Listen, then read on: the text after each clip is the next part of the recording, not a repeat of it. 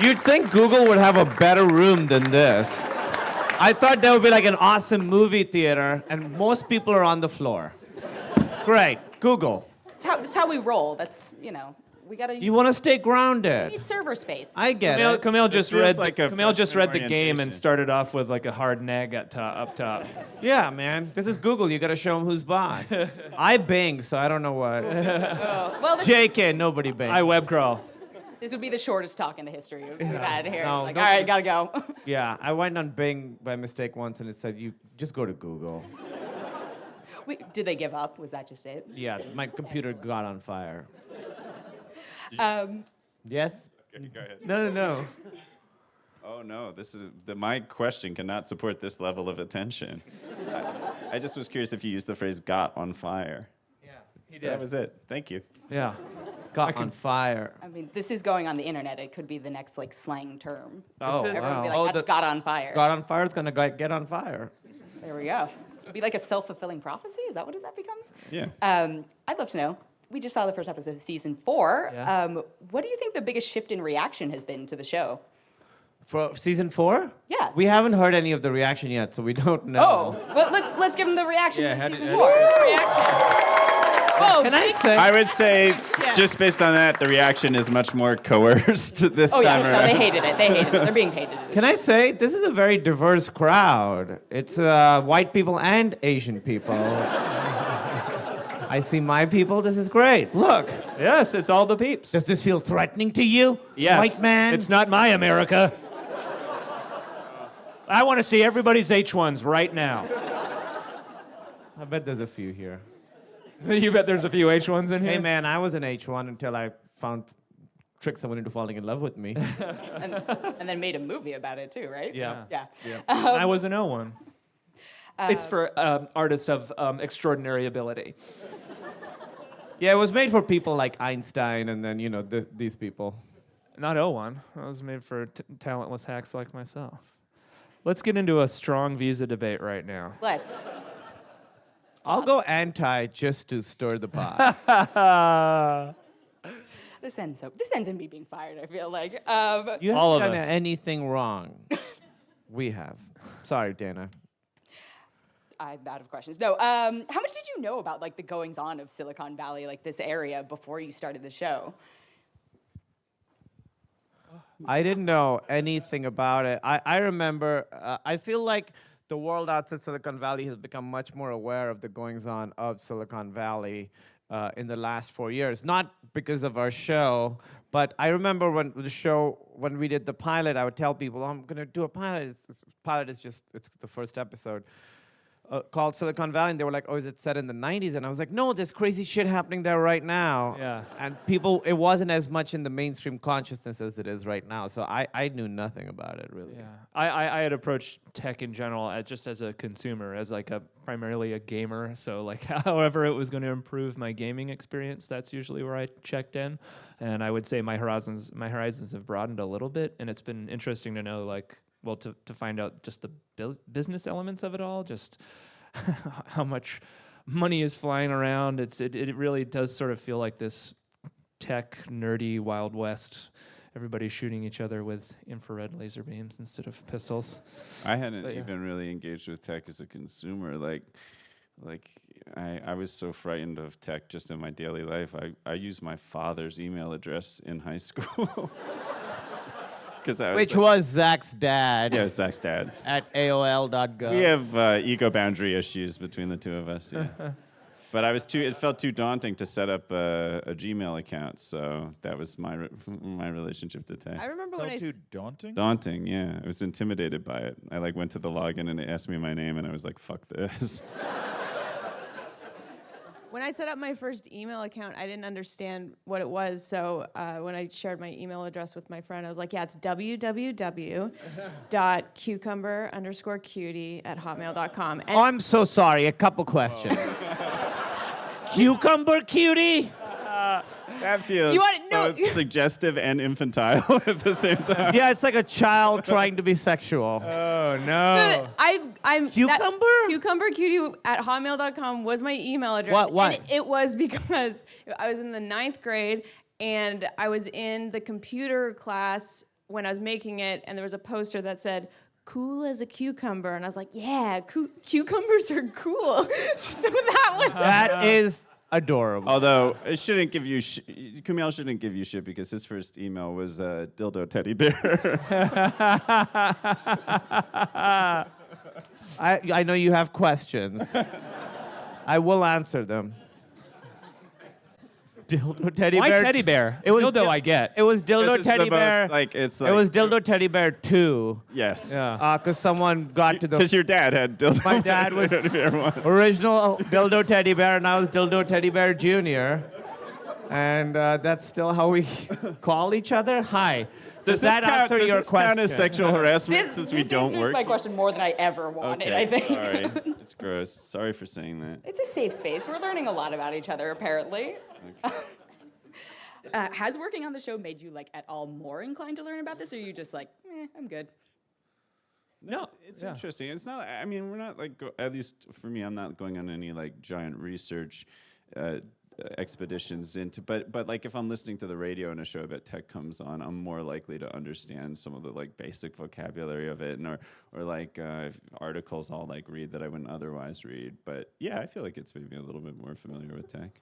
I've definitely pursued it just because the show's gotten some sort of direct lines, not only to investors but developers as well. And I always like, talking again about games, like my favorite booth at E3 is always like the new like rendered grass that NVIDIA has, as opposed to like the latest Modern Warfare game. So like I kind of like the elements and the pieces of Lego that go into building the bigger picture. And just with the show and kind of like, I mean, as crass as this is, like the little bit of extra spending money that you get by being on TV, there's just some opportunities to kind of to explore, just based on if you have an interest in a certain thing, these games and in the environment. I think there's opportunities to explore here in the Valley. It's been interesting. Tommy's been heavily investing in bringing back Tamagotchis. Yeah. Yeah, Tamaguchis, but I'm calling them Tommy Gucci's. Yeah. And they're like little versions of you. Yeah. You gotta feed them. Yeah, you gotta feed these guys. Gotta feed these guys. gotta feed play these with guys. It's gotta be compliments. You feed it compliments. Yeah, they always have just super low self-esteem, and you have to pick them up. But weirdly, the more you praise them, the hungrier they get. Yeah, it's a real sad relationship you have to develop with these Tommy Gucci's. In Canada, Gucci is... What? Don't say it. Yeah, just wanna... Like the most R-rated thing we've had. Good. Wait, what we else? want to challenge you. It's yeah. What else have you had I here? don't know. We've just had, So when you were saying that you guys get big movies here, this is where you fucking show them? This? on two tiny screens? You bring in a bunch of chairs from somewhere? Why don't you just have one person hold their iPhone while Yeah. 300 people? Oh no, hold their Google phone. Sorry, Google phone. Yeah. Sorry. This is where you... Get one big screen at least on this wall instead of two tinier ones. where would we put separated by the logo. They have to... They don't watch the movie or the show. They just look at their own logo. And they just like smile and cry and all the emotions. And at some point the credits roll and we come in and they It's have on not both paid. screens simultaneously? Is there usually a partition down the middle and you watch two different things? There's a delay. The one screen's 30 seconds behind. It's a nightmare the to watch. widest 3D projecting in the world. Yeah. It feels like a passive-aggressive attack against epileptic employees if it's like both simultaneously. Isn't that triggering? It's also, do you guys forget where you work? Why do you have to constantly be reminded? As soon as I walk in, I'm in the wrong place. Damn it. Oh my God, it says Alta Vista. Shoot, not today. Google. Google. Yeah. No, but that's one of the things, like, your show gets so right. It's just all the weird quirks. Like, obviously, somebody was paying attention to it because, all the hooly stuff, like the Pied Piper, like swag is such a thing. Like, it's just, like, fascinating, I think, for us to watch because it's like looking in a mirror, like a very scary mirror sometimes, but it's definitely like a fascinating thing. So it's interesting to see how you guys approach it because like you're not in tech, you're actors. Like, you get to watch this we thing would read the objectively. scripts and we would think that this is so exaggerated, and then we come here and we're like, oh, we underplayed it. Yeah. Why does it say Google on the wall? You guys know where you work.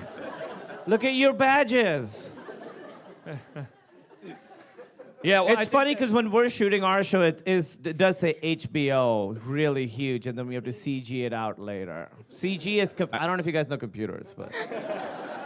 Well, I think that's like a testament to the writers, Mike and Alec and the whole team there. They come up here constantly and sort of mine for stories. And whenever I think that Alex said this, whenever they're in sort of like a narrative corner, when they've backed themselves into like, what happens now? They just usually call someone up and say what would normally happen here, and then just get their answer out of that, their solve out of that. It also feels like people don't mind. You're really pleased with Solve. No, don't. Hey, you're really good. You're really good on the show. Good. There you go. Points. It feels like people don't mind being made fun of as long as they feel known. Like as long as you pay attention, and then people will tolerate a high degree of mockery or even enjoy it because it feels like the compliment of careful attention has been paid. And so it's nice when tech people don't bristle, even though it's pretty mean, you know. It's nice because it feels like, well, then we must have got some of it right. Yeah, but it can be me, but it's also from the point of view of the inside. It's not Yeah, like that's like true. five like super aggressive alpha dudes came No. to Silicon Valley and was like, look at all these dweebazoids. You know, that's not the show. It's this. That was the working title for the first season, was Look at All These These Dweebazoids. We're dweebazoids too. Yeah. Where they were, Yeah, look we're at all these dweebazoids. dweebazoids like wouldn't fit on a shirt. And they're like, God, we'd have to go. Yeah. I mean, it does. You just do like a smaller font. Problem solving. I like Yeah, it. yeah, yeah. But I find it so interesting when like you guys get grilled about tech questions and it's like that's not your background. Like, what do you want? What's your instinct to do in those like moments? Literally say, that's not our background. Right. We don't know. I mean, we're all just consumers of technology. People are always like, so what's your $1 billion app idea? And I'm like, I wouldn't tell you if I had one. Also, I don't have one because I'm an actor. I'm pretending to be what you are. We're a bit like sort of, you know, it's like a bit like inviting an actor who played a doctor on a medical procedural to like give a speech at like a medical Or conference. perform surgery. Yeah. Give me 100 cc's of gigabytes is where we're at. We are. We're That's the most technically. I mean, we have to have a articulate thing you say. consultant on our show on set at all times because we'll get these monologues of like mean device efficiency and all this. I didn't even say it right then, and he has to sort of come in and well, it could be a she. He or she has to come in and sort of. he or explain she, but it It is a a he. Thank God. On our show, it is a he. Yeah, I mean, But he or she. it could be a he or she. This is a great mix, by the way. This Yeah. is. It really is. It's It actually is. It's a good. I thought you guys were saying Hiroshi. Hiroshi does come in. Yeah. There's a big language barrier, but Hiroshi does come in and tell us what's going He's on. on an Our H1B1. Direct import. It's okay. Look at me. I can't be racist. It's impossible for It's you to be impossible. But you'll put it to the test. Yeah, I have been. Here's my observation about Mongolian people. Mongolian. Oh, wow. Why? He goes hard at the Mongolian Mongols, people. they He has love- a whole bit about their barbecue. They love popsicles. I make up stereotypes and I double down. Just commit to it. That's like the truer internet way. They- Yeah, it's true. Oh my God, Somebody- Mongolians and their popsicles. You could be president one day. No, I can't. I wasn't born here. Of Mongolia. Of He was- Mongolia, I yeah. could be, yes. They They don't have have very that. relaxed rules. Yeah. Kumail Nanjiani starts feud with Mongols. I don't think Mongols is a PC term. I don't think so. I don't think that's good. Yeah. We'll check it later. It's just short for Mongolian. No, don't. But say it sounds weird just Yeah. me even saying Mongolian sounds like I'm being mean, but I'm not. Mongolian. Yeah. I'm Mongolian. As long as you're someone not would saying say. like, yeah. hoard after it. But that In a was- history context. In a history context. If you're listening to Dan Carlin's Yes. history, Hardcore history, you could talk about Genghis Khan, as he says.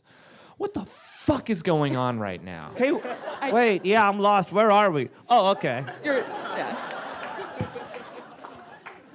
This is why we have the signs. This season seems to be a lot about like status changes within the group, and you guys are all in very different roles and having to deal with that. What was sort of the most fun part to explore about that? Because you're getting to, we're seeing these different sides of these characters. Well, I think actually, I mean, I've said this much now, but so up until this point, as the group, they've sort of seen obstacles come at them from the exterior, but I think after the first episode, you kind of gather that the group dynamic is being challenged, and as a result, I would say over the season, there's kind of like a little bit more emotional anchor points to kind of latch onto. Not to say that the show's going to become like, like Girls or anything like that. It still is, Mike Judge's sentimentality level, which is small.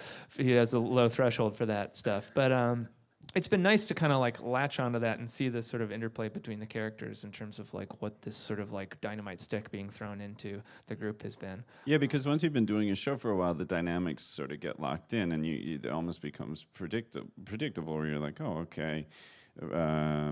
Jared's going to be mothering to Richard. There's going to be homoerotic jousting between Guilfoyle and Dinesh, and you sort of know what's coming.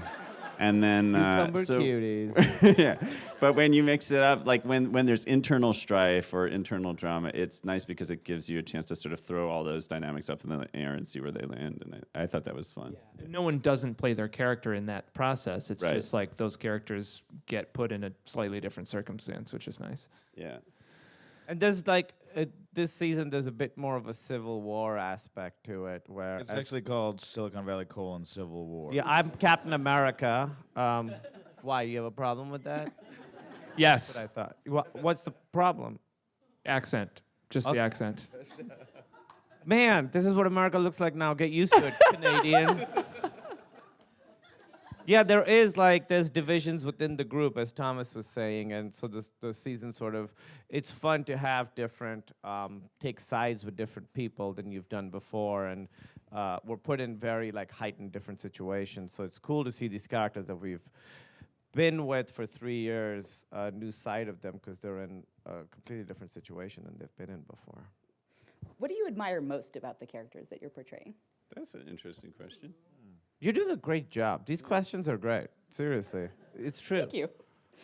And she can handle our jokes. Not Not everyone can. Keep coming after the logo, though. We're going to have a problem. I would say I Company woman admire. to the end. I'll say Meyer. I admire my character's like resolve. Like he gets defeated all the time, but he's very optimistic, and he thinks like, you know what, this next one's gonna work, and he always falls flat on his face, but he keeps going. He's like the Wile E. Coyote kind of, and I think that's a very like hopeful, optimistic way to be. I think I like Jared's just like reckless love for Richard, like the idea of like completely unself-protective adoration, maybe to a pathological degree, but I think I wish I could do that more readily. I like. I guess this is kind of, you could see it maybe as a negative trait about Richard, because I like the negatives more than the positives in a character. They're funner to play, but I like his. The tabs versus spaces thing is like the perfect encompassing of that, where it's like a sort of casual statement is made, and then Richard just is like tunnel vision, can't not think about it. Like, I'll hang on to that one later, and it just bubbles in him, and obviously spews out in all kinds of ways. That sounded gross. But What do you mean bubbles spew out in all kinds of ways? Gross? Who knows? But it's just fun to play. It's something just from a character point and also comedically that you can kind of really latch on to. Yeah. Bander? She's a badass bitch. Yeah. You know, Monica. She smokes, so she's cool. And in a James Dean kind of way. Yeah. But no, I really love her heart, because she, in a world where everyone's just doing what's best for their company and making money and moving their way up. She really believes in Richard and what he's doing, and sometimes does things that don't benefit her, but she knows going to help out Richard, and I admire that. I admire that a lot. I think Guilfoyle doesn't give a shit what anybody else thinks about him or otherwise. It's an admirable trait.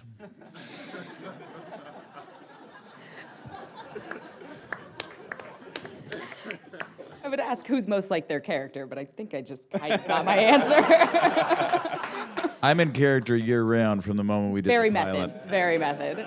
You're getting ready for season 5, hopefully. This is random, but who holds the Always Blue record?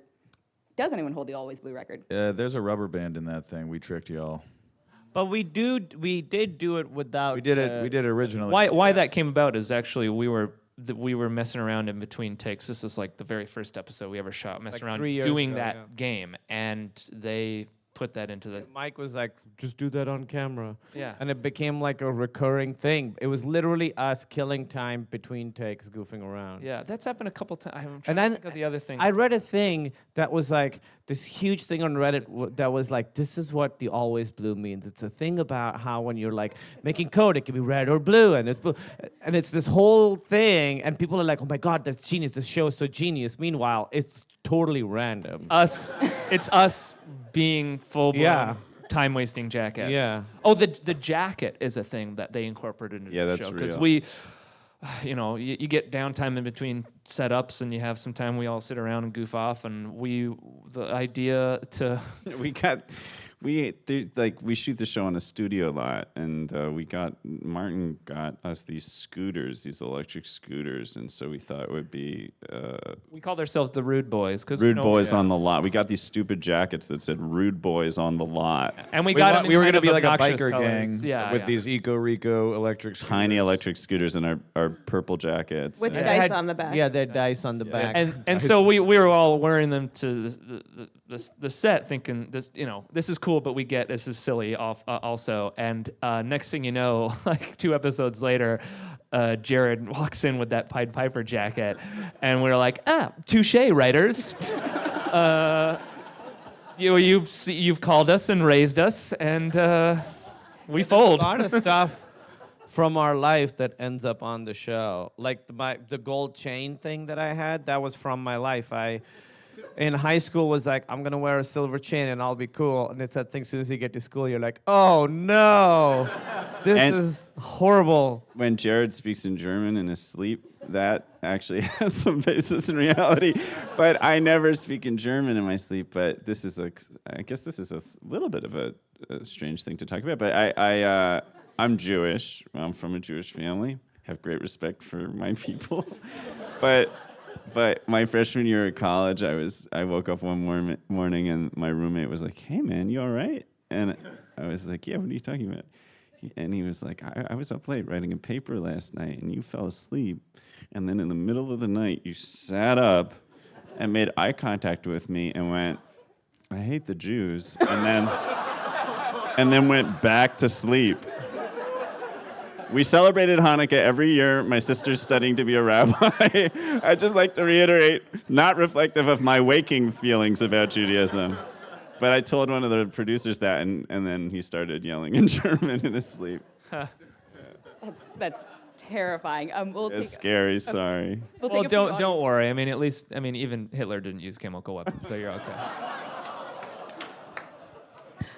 We'll take a few audience questions in a second if anyone wants to line up. I'd like to know, what's the last game y'all played? Like a video game? Yeah, like video game, or not, if you know. I'm playing Zelda. Okay. And I'm playing a game called Horizon Zero Dawn that I really love. I found though, as time goes on, I've been less about playing as many games as possible, and more like I got like a couple standbys that if I have time I play. I play this very intricate flight simulator called DCS, Digital Combat Simulator, where it's like you don't press a button to start up a jet, you click all the little buttons, and it's like that's so my dream is a steep learning curve where you have to study. And this game called Legends of Grimrock 2, which is pretty fun. I like those weird, obscure PC games. Amanda, what are you playing? Oh, so much solitaire. anything with 52 cards, I'm in. I'm just still waiting for the cards to completely cover the screen when I Yeah. win, and it hasn't. It always misses the one corner. So I'm still playing. I've also found a pretty good pen and paper group that I love playing, like D&D and GURPS and all that kind of stuff. That's- Werewolf. So werewolf, yeah, I led you guys in a werewolf game. So I think, yeah, those kind of things are good too. Zach, Zach, what are you playing? Doing a lot of Pride and Prejudice themed word searches. when we started filming, actually, and Kumail and I and Martin were talking about video games and stuff, and we're like, Zach, did you ever play video games? He says, oh well, I remember one of the games that I played as a child. It was on some CD, and it was essentially an interactive jazz game. Yeah, the only video game I had when I was a kid was a jazz video game where you just wander through the history of jazz.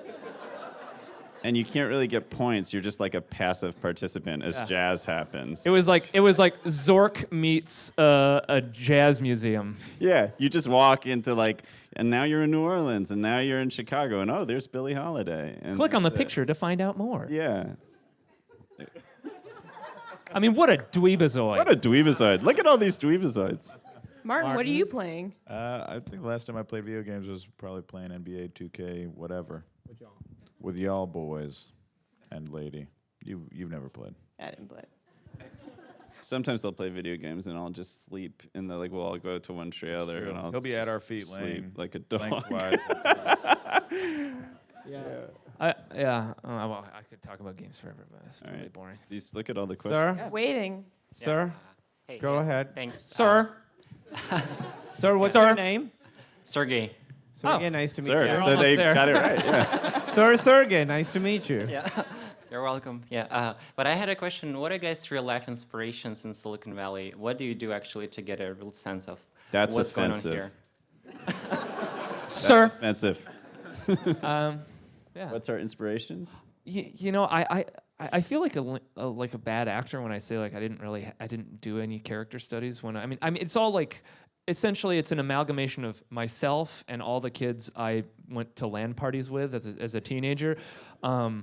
It's just sort of I've picked up pieces here and there throughout life. Although very recently I met Richard Hendricks, who talked 4,000 miles a second and got immediately into the weeds about something that you're like, I don't understand you at all. But I said to the guy who introduced me, I was like, why didn't I meet him before? But yeah, what about you guys? For me, it was on the page. The character was kind of a conversation that happened after the pilot had been written, and I think an evolution of the show came when they found Kumail and myself and these side characters. They hadn't really flushed out the full group at the off the jump. So that's a basketball term because you start the game with throw the ball up. The referee throws the ball up, and then two guys jump for it. Martin Starr's a big Clippers fan, so Big. watch out. You guys, what do you? They're Warrior You guys have a fans. team up here? You They've guys been have a Warrior team? fans for 2 years. Who are their they? whole lives. They have loved the Yeah. Warriors since as far back as they That's can cool. remember, 2014. You guys, you started winning, and now you're all dicks. Congrats. So I think they've figured it out as they went along, but we were lucky kind of to be a part of the spawning of it and inspired them, and they inspired clearly the characters because they wrote them. But a lot of it was on the page. Yeah, I kind of think of it archetypically almost. I watched some documentaries and read some books about Silicon Valley, but it's more I think of it as a family where Ehrlich's kind of the belligerent dad, Jared's kind of the passive mom, Tommy's the favorite son. I feel like Dinesh is the baby, Guilfoyle's the cat who kind of Monica, I feel is the grown up next door neighbor. I don't Or know. the fun aunt. that Yeah, comes in. responsible. She smokes. Yeah. Yeah. Just a bad influence. So I think about it more like that, how it fits into the family, as opposed to trying to draw from a specific tech person. Amanda?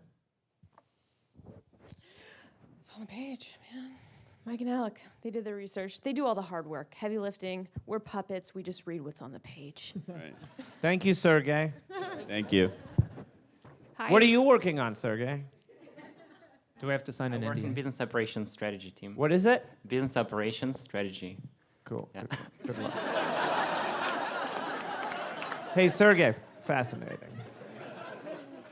I don't actually know what that means. I work here and I don't know. I what don't that think anyone in means. here. I don't know if that's a good thing or a bad Business thing. operation. He doesn't work here. Nobody knows that guy. And he got back in line to ask another question. Yeah. Hi. Hi. Hey, thanks for coming today. My question is, in your time... What's your name? My name's Connie. Connie, nice Hello. to meet you.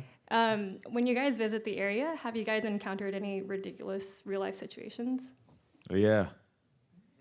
Sometimes you'll Like, in the context of Silicon Valley. go to like a screening and you'll think it's going to be a great movie theater, but it turns out it's just It just looks like a Yeah. Radio Shack that just closed. yeah, it's like a closed Radio Shack and all of them staring at the name of the company that they work for. Once, this isn't at Silicon Valley, but there's, a big Silicon Valley contingent at South by Southwest, and that's where we premiered the show.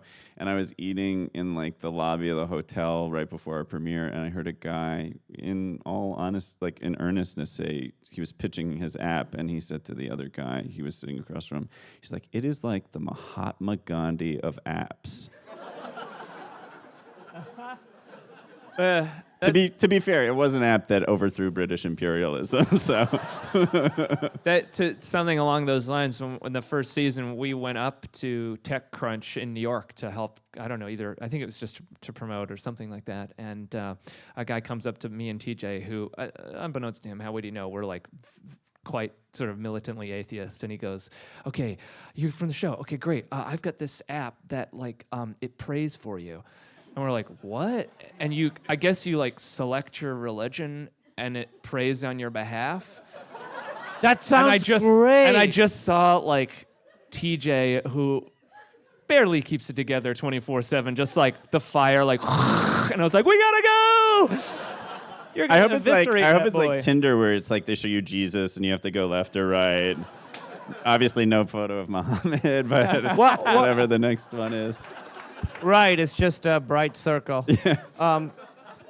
That app, don't choose your religion. You should choose all the other religions so To that cover you're your covering bases. your bases. Yeah. So you do the Or one. just tick all. Just just be like, whatever you got, select I'm on all. that side. Yeah. I mean, if that ever gave anyone peace of mind, you're doing it wrong, I think.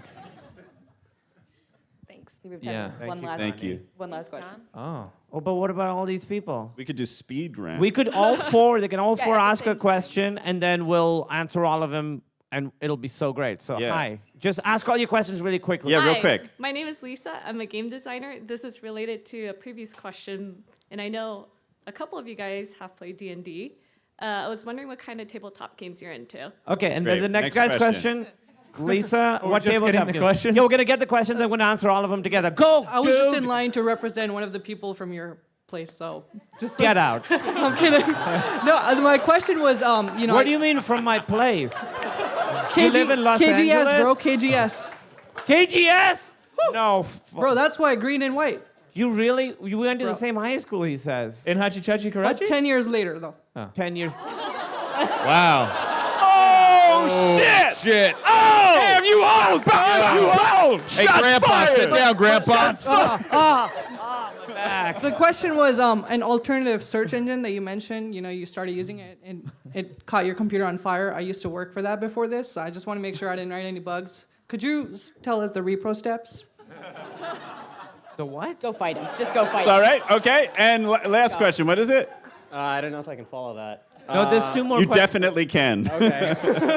Yeah. Yeah, I just wanted to know about any more like moments of like improv or something that like someone said on set, like last moment scripting things between just actors on the set, and if they ended up in the show and what those were. Okay. All right. Is that all the questions? D&D is first. Wait, you have... No, I'm all good. Okay, all right. Choose the first. We should also get Sergey's second question. Business and strategy development. Look, he's sitting there like a king, like, I nailed it. What tabletop games do you like? Oh yeah, D&D, GURPS, Call of Cthulhu. I like some board games like Mansions of Madness and that Battle for Westeros game. But yeah, I like as long as there's a character sheet, some dice, and your imagination, I'm into it. Yeah. The second question was impenetrable. He made fun of me being old. Third question. There is improv, but I'd say 95% of what you see on screen is either the exact words as they were written or we've played with them a little bit to make them, feel our own or feel fresh from take to take. There is a lot of improvisation, but I'd say most of all, it just keeps us happy.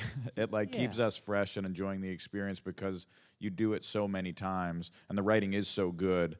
So you really want it to feel fresh when you say it, and so we play around and enjoy having fun and making each other laugh. They're so good at writing for us that most of the stuff that you guys might think is improvised is all written. They're just like.